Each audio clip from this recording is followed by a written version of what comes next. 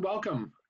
My name is William Messakar. I am a master model railroader in the 4th Division of the Pacific Northwest region of the National Model Railroad Association. I want to welcome all of you to the virtual layout tour we'll have presented today by members of the NMRA. We would encourage you to find out about the NMRA and join in order to participate in these virtual tours. We have other virtual clinics and other activities for the National Model Railroad Association that we think you'll find a big help to your modeling, and you'll get to meet model railroaders just like you. So welcome to our tour, and I hope you enjoy it. We're going to hear now from Dave Woodrell, who will introduce himself and give his presentation.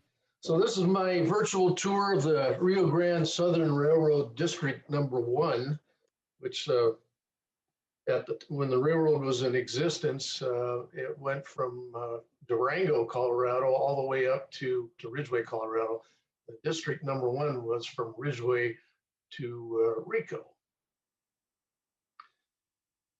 Here's a map, complements of the RGS storybook series. I model the portion of the line that's in red, and blue shows some staging tracks that I have on each end. Anyway, from Ridgway proceeds down southerly direction, Placerville, over the Ophir and over the Lizard Head Pass, and then on into Rico. Now, if you're not familiar with the RGS, just a real quick bit of history. It was built in the early 1890s from Durango up to Ridgway to access the rich mining areas around, Telluride, basically, but also Rico.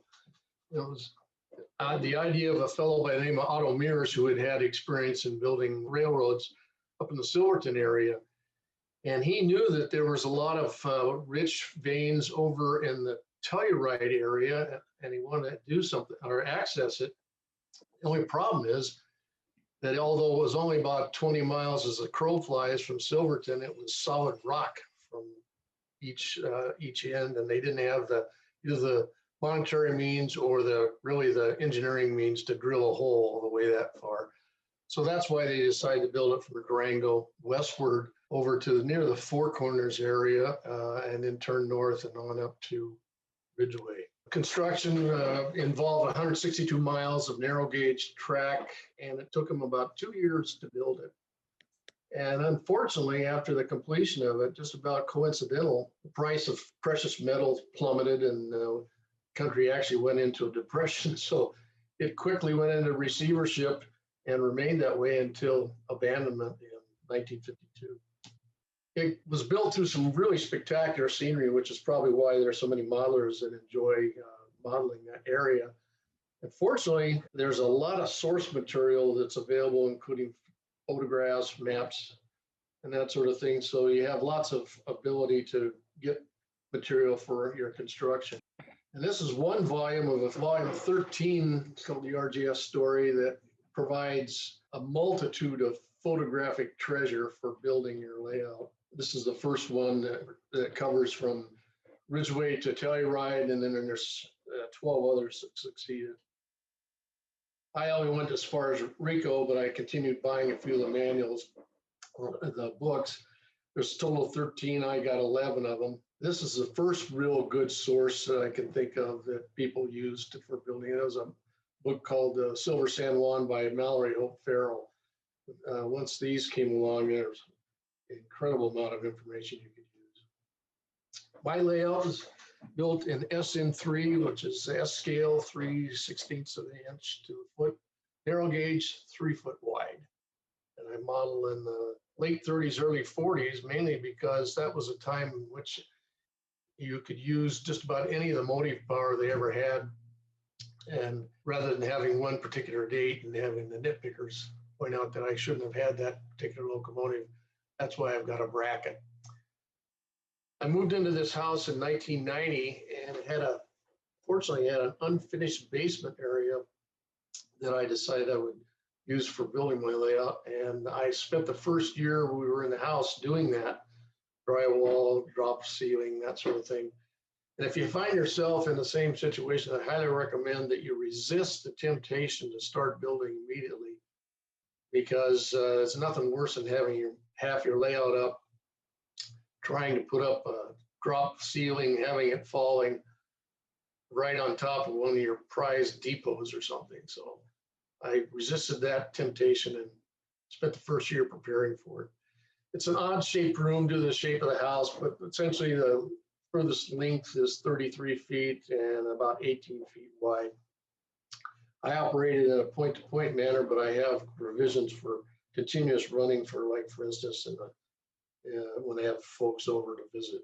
All my visible track is hand laid, code 70 rail. The staging and hidden track, I do use code 70 flex track. Most of the turnouts are number 6, although there are a few that are a little bit bigger than that. I either scratch built mine or I was fortunate enough, well, so actually unfortunately, I had access to some turnouts from the late Bill Wardell's layout, and he had hand built all of his. With the exception of 2 3-way switches I have in the town of Rico, all of them are activated by either Switchmaster or Torch switch machines. I use a operational scheme that generates switch lists. It was designed and built by one of our local model railroaders, Bruce Hanley. Some of you probably know him. I operated in a point-to-point fashion, and I have off layout staging for a couple of towns. And also I have the capability for having continuous running if I have visitors over. So my layout room is in the basement, and as you come into the house, you make a right and go downstairs, and this is the first thing you see. That's my I Love Me case, where I have a few of my earlier constructions and some models that I've accumulated from layout owners that have unfortunately passed away. You turn left to proceed to the layout, and just off your right is my workshop, and I have my modeling bench and crew rest facilities, that sort of thing. If you had turned left and looked down there, you'd see the entry to the layout room. It also doubles as a wine storage area, but you can't have any of that till we're done operating. So this is a layout diagram, compliments of my friend Bill Adkins. He drew it up, and Dale Kreutzer also chipped in on it. The picture we just looked at is right here looking into the layout room. The layout goes from Ridgeway around to Placerville, through Ophir Loop, up to the top of the grade at Lizard Head Pass, and then on into Rico. You come into the layout room, immediately look to the left, here's what you see. This is the engine terminal for Ridgeway. It was the place where they did most of their engine servicing throughout the life of the railroad. And this is where we're looking down on into the engine terminal portion of the layout. All these structures here are scratch built, and my intention was to scratch build everything, but as time went on, some really nice kits became available, so I saved myself some time by utilizing some of them. This is a close-up of the actual terminal itself. It's a good place to use up a lot of detail parts, as you can see. The actual roundhouse originally had 7 stalls, but due to space in the layout room, I just did 4 of them. There was a 50-foot turntable in Ridgeway when it was originally built in early 1890s, mainly because they didn't have any locomotives that were any longer than that. About 15, 20 years into the life of the railroad, though, they had some larger locomotives, K-27s, that needed to be serviced, but they were longer than the 50-foot turntable, so they just used it basically for access to a couple of the engine stalls, and then when they needed to be turned, they went down to a Y on the other end of the layout. It was kit bashed from a Walther's 110-foot in-scale turntable. I found a kit for converting the table itself to Sn3. This is the RGS office building that was scratch built. It has like Holgate and Reynolds brick paper on the outside, and the roof is all individual shingles, which took a long time to do. There are several thousand of them there.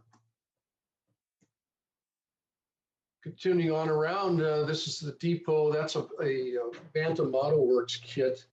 It's about 2 feet long, and it's a wonderful kit.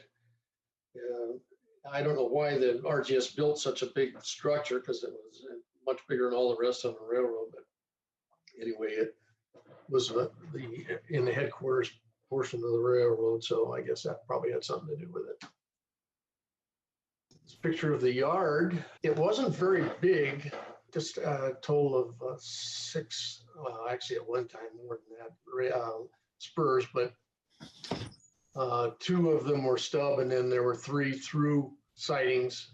And this is where the majority of the traffic in the RGS was generated. I don't know why, I just thought that the idea of having some abandoned trackage would be kind of cool. So I built this in there, laid out some plaster, put a couple of ties, used that to imprint, and then created the look of a abandoned trackage.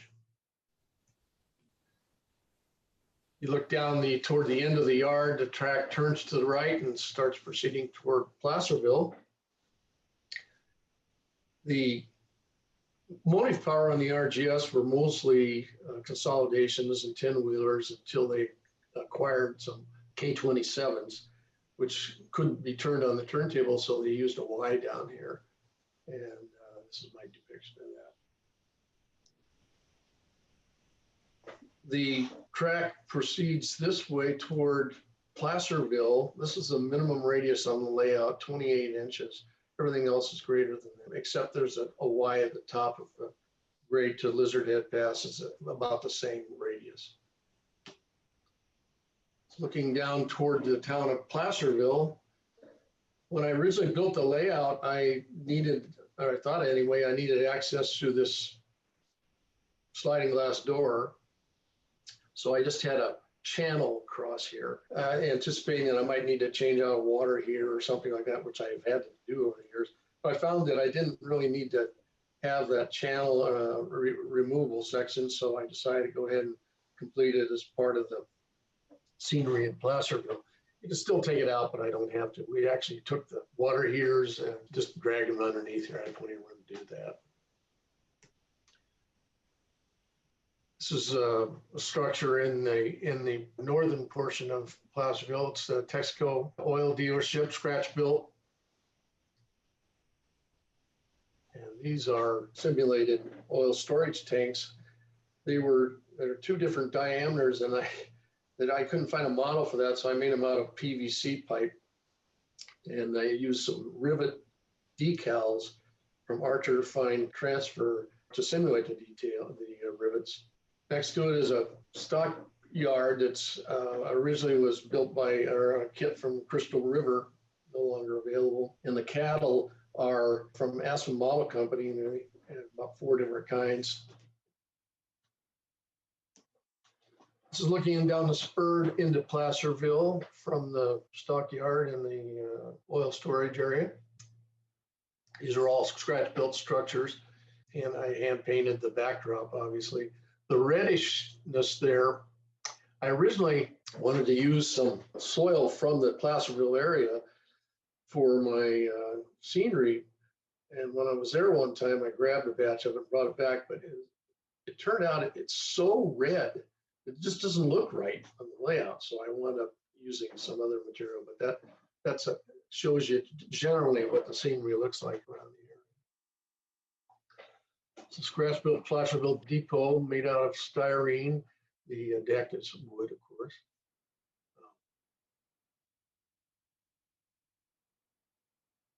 And this is at the end of the Placerville yard.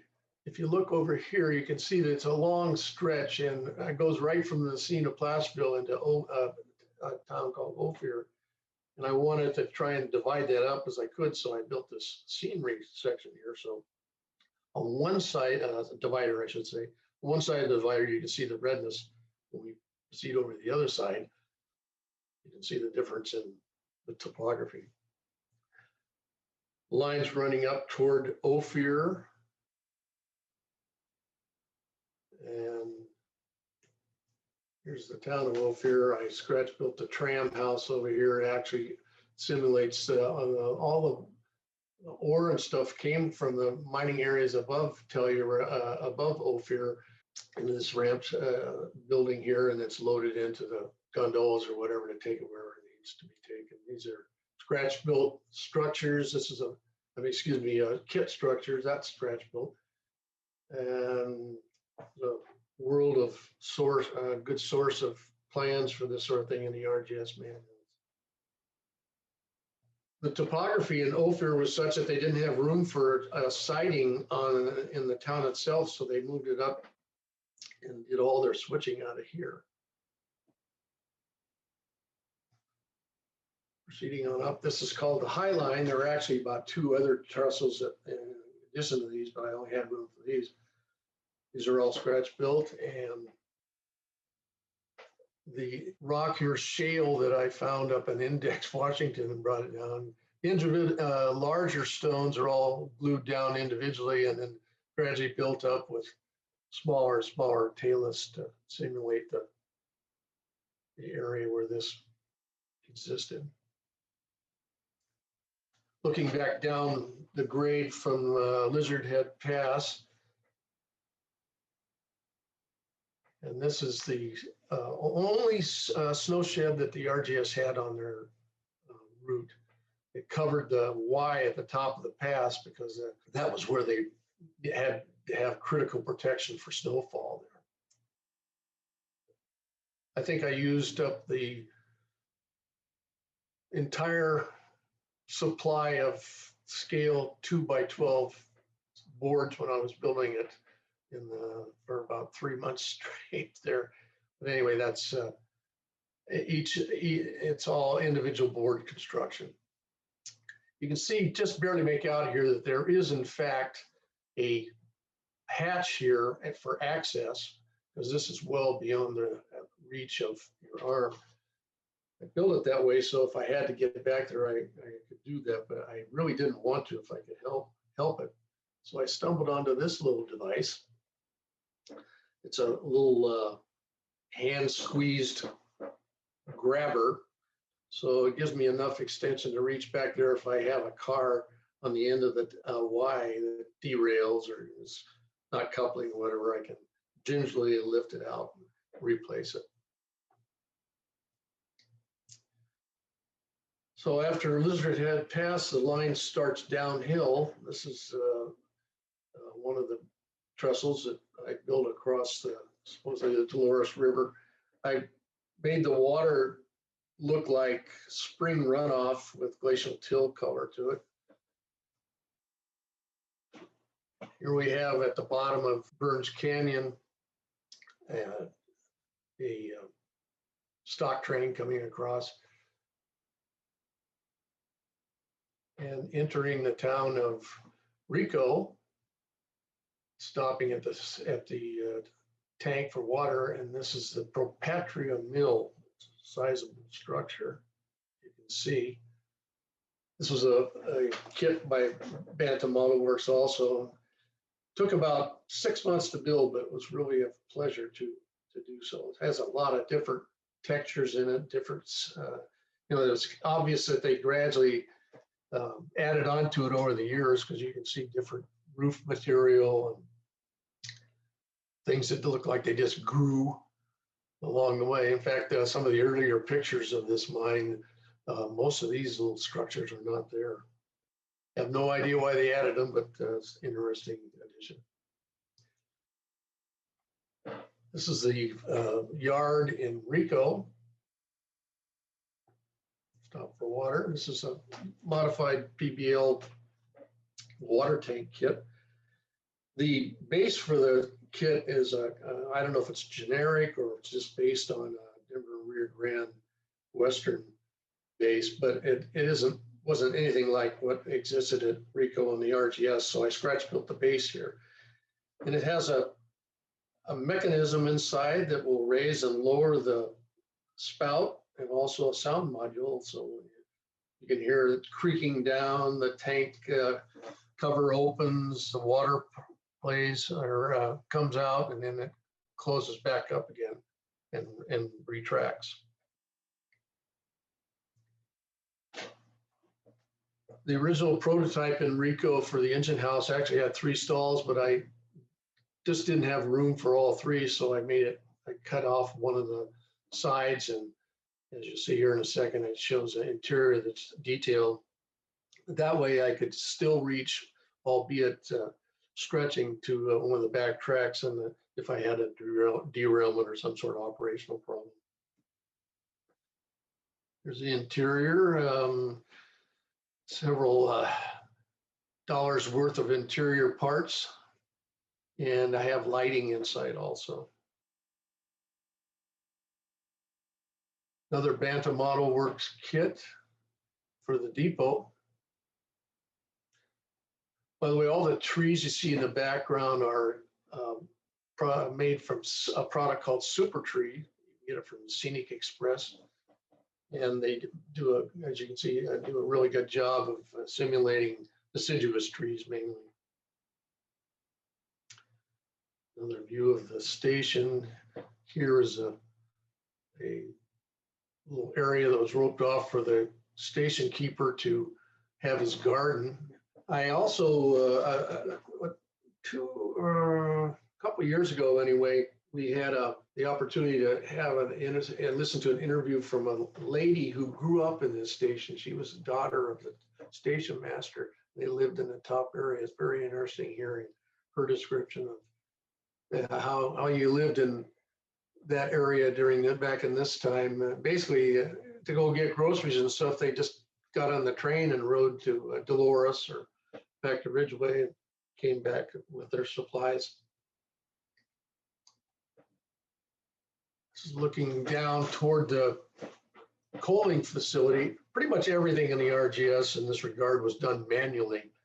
They didn't have any large coal bins like they had in Durango. So essentially they push gondolas up to the top here and hand fill either the loading facility itself, and what was left over they put on a platform behind it. So fortunately, back in the Depression anyway, or unfortunately, I guess, labor was pretty cheap. They could pay somebody not very much and to shovel all this stuff and get it done without having to have mechanized equipment to do it. Here's a close-up of the coal pockets, another Crystal River kit. The really neat thing about the Crystal River operation was the guy who designed these kits was really a good engineer, and he was able to come up with a structure that you would build the kit around, and then at the end you just cut a couple of tabs and you could take out that structure there, and it really took all the magic out of having to measure and place the parts. Now in Rico, they had a Y for turning, but I didn't have room for it. So I decided I'd have it put in a turntable instead and disguise it so you really couldn't see it unless you were operating it. So if you leaned over and looked to the right around the trees, that's what you see. There's a turntable. It's just to come in, turn it 180 degrees and bring it back out. Also in the RGS, they had no tunnels in the entire route, 162 miles, no tunnels. But I needed access into my workshop for staging and continuous running, so I built this tunnel portal. But if you're in the aisleway, you have to really lean over to get this view in order to see it. And the line runs into the workshop, and here I have a staging yard to simulate where the southern locales like Dolores and Durango would be. This is my continuous running line that goes all the way around and connects back in Ridgeway. So during open houses and stuff, I can run trains and not have to constantly watching. And once again, there's the layout, and yes, that completes my presentation. If you have any questions, I'll be glad to answer them. Thank you very much, Dave. That was fascinating. I have one question. I'll start out. In Rico, there's a stock pen that's on that same track that goes into the tunnel into your workshop. Is that Yes. right? So during an operating session, is that track into the workshop not being used for that purpose? Well, you can't actually see it, but right over here, there's another loading track for the stockyard, but it can be used for loading also. It's not like I have a real lot of traffic going in and out. So Tell us a little bit about your rolling stock, where that came from, and was it kits, was it scratch built, and what was the source of your information? well, the information comes from the RGS stories books. They have shows all the rolling stock they had that I know of anyway. The vast majority of the cars are kits, basically PBL. There's a couple of them that came from another manufacturer, but basically all PBL kits. And the locomotives are a mixture of PBL and PFM locomotives. Almost 75% of them are PBL locomotives. That was another advantage of modeling from the 1930s and 1940s. Pretty much I could use any of the locomotives they had from the 1900s on. And that's what I did. In fact, I kind of collected the K27s over there, and I collected and actually I modified some of the PFM models to depict some of the other K27s they had. So I know, Dave, we tease you that your layout's finished. So what's your next project? What are you working on now? Well, I've been working a lot on Dale's layout, building some buildings for him. You know, basically that's what I do now. The layout is essentially complete. Back in yesteryear when we got to operate, I'd have an operating session every few months. And hopefully we'll get back to that again here in not too distant future. Every now and then I'll find something that when I first built it wasn't quite up to what my standards are now, and I'll go back and modify it. But yeah, it's basically complete. You want to relate the little incident with your trees and the your neighbors in your house there? Yeah, that was a little bit of an excitement. The trees are, as I mentioned before, are made from a product called Super Trees.